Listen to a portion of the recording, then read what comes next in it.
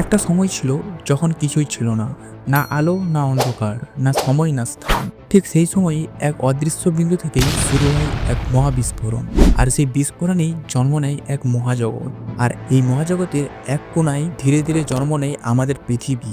কিন্তু প্রশ্ন হলো, পৃথিবীকে কেবল কাকতালীয়ভাবেই তৈরি, নাকি এর পিছনে লুকিয়ে আছে কোনো রহস্য যেটা আজ অব্দি আমরা পুরোপুরি বুঝতে পারিনি। তো বন্ধুরা, আমি স্বস্তিক আর আপনারা দেখছেন রহস্য 10।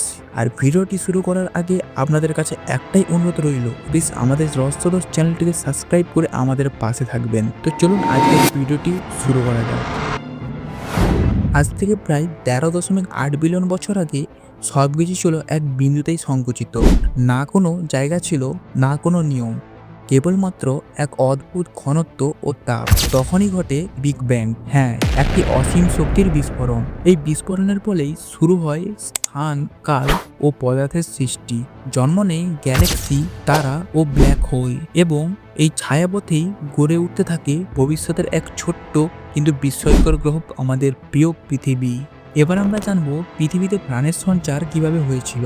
কিন্তু বন্ধুরা, সেটা জানার আগে আমাদের এটা জানতে হবে যে আমাদের সৌরজগৎ বা সোলার সিস্টেম কিভাবে তৈরি হয়েছিল।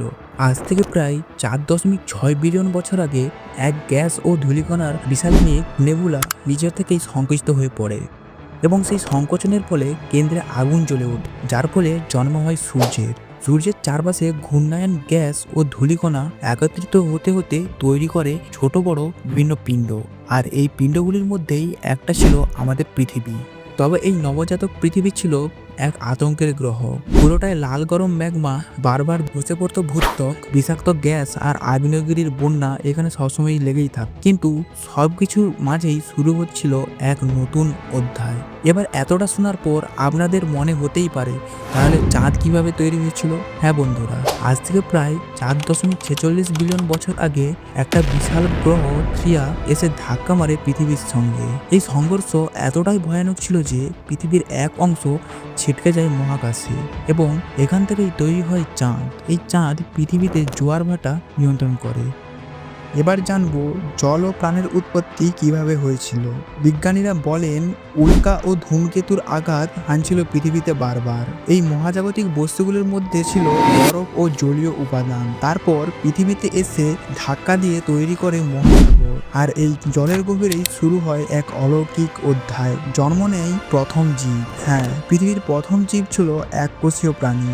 তারা সূর্যের আলো থেকে তৈরি করত শক্তি। তারপর পরিবেশে অক্সিজেন ছাড়ত, যার ফলে ধীরে ধীরে বাতাসে শ্বাসযোগ্য পরিবেশ তৈরি হয়। তারপর বহু বছর পর আসে বহুকোষী প্রাণী। তারপর মাছ, উভচর, ডাইনোসর, এবং এইসবের বিলুপ্ত হওয়ার পর আগমন ঘটে মানব জাতির।